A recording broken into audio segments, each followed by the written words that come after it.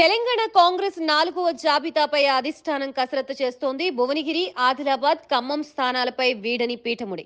భువనగిరి స్థానం బీసీలకి ఇవ్వాలంటూ కాంగ్రెస్ అధిష్టానం వద్ద సరికొత్త ప్రతిపాదన వచ్చింది. బీజేపీ, బీఆర్ఎస్ పార్టీలు భువనగిరి ఎంపీ స్థానాన్ని బీసీలకి ఇవ్వడంతో కాంగ్రెస్ కూడా బీసీలకి ఇవ్వాలని భువనగిరి నేతలు డిమాండ్ చేస్తున్నారు.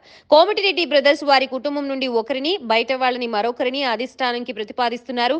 దీంతో ఈ పీఠముడిని పరిష్కరించడం అధిష్టానంకి పెద్ద తలనొప్పిగా మారింది. కాంగ్రెస్ అధిష్టానానికి తలనొప్పిగా మారిన భువనగిరి పార్లమెంటరీ సీటు, బీసీలకే భువనగిరి ఎంపీ సీటు ఇవ్వాలి. కాంగ్రెస్ అధిష్టానంపై పెరుగుతున్న ఒత్తిడి.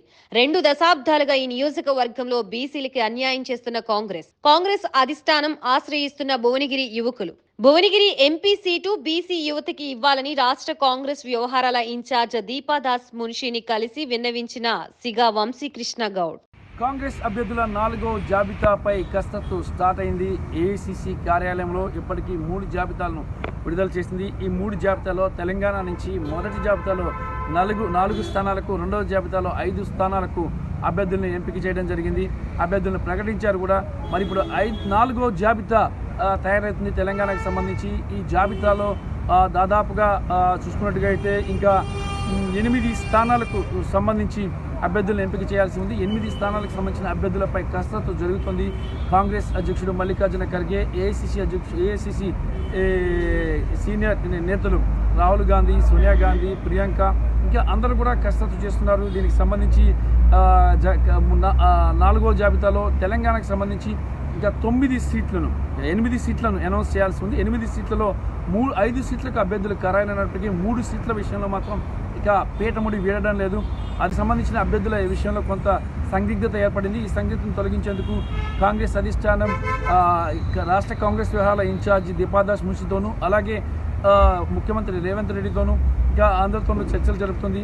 మరి ఇక భువనగిరి ఈ విషయానికి మనం వచ్చినట్టుగైతే భువనగిరికి సంబంధించి కొంత ఇబ్బందికరమైన పరిస్థితులు ఏర్పడ్డాయి. ఒకవైపు కోమటిరెడ్డి రాజగోపాల్ రెడ్డి తన భార్యకి ఇవ్వాలని, మరోవైపు ముఖ్యమంత్రి రేవంత్ రెడ్డి శ్యామల కిరణ్ కుమార్ రెడ్డి పేరుని సూచించారని ప్రచారం జరుగుతుంది. మరి ముఖ్యమంత్రి అభ్యర్థి ఇక్కడ వస్తారా, లేదంటే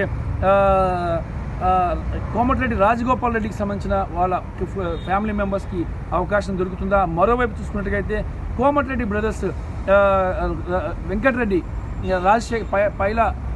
పైల శేఖర్ అనే ఇంకో వ్యక్తిని ఇందులోకి తీసుకురావడం కూడా, ఇంకొక నేతను ఇందులోకి తీసుకురావడం, భువనగిరి సీటుకి హైకమాండ్కి సిఫార్సు చేస్తాం ఇలాంటివి జరుగుతుంది. ఈ నేపథ్యంలో భువనగిరిలో పెద్ద కన్ఫ్యూజన్ అనేది ఏర్పడింది. ఇక్కడ భువనగిరి ఎంపీ స్థానానికి సంబంధించి బీసీలకే ఇవ్వాలి అనేది ఇక్కడ ప్రధానంగా చర్చకు వస్తుంది. బీసీలకి ఇస్తేనే ఇవ్వాల్సింది. ఎందుకంటే బీఆర్ఎస్ బీసీలకు ఇచ్చింది బుర్రా నరసయ్య గౌడ్ని, అలాగే బీఆర్ఎస్ భిక్షమయ్య గౌడ్కి ఇచ్చింది, ఇక బీజేపీ బుర్రా నరసయ్య గౌడ్కి ఇచ్చింది మరి ఎంపీ స్థానాన్ని.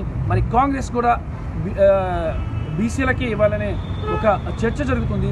మరి బీసీలలో స్ట్రాంగ్గా ఉన్న నేతలను కూడా కాంగ్రెస్ పార్టీ ఎదుగుతుంది. యువకులకు అవకాశాన్ని కాంగ్రెస్ అధిష్టానం భావిస్తుంది. మనతో ఇప్పటికే కొంతమంది యువకులు కాంగ్రెస్ పార్టీ అధిష్టానాన్ని కలిసి కూడా విన్నవించారు బీసీలకి ఇవ్వాలని.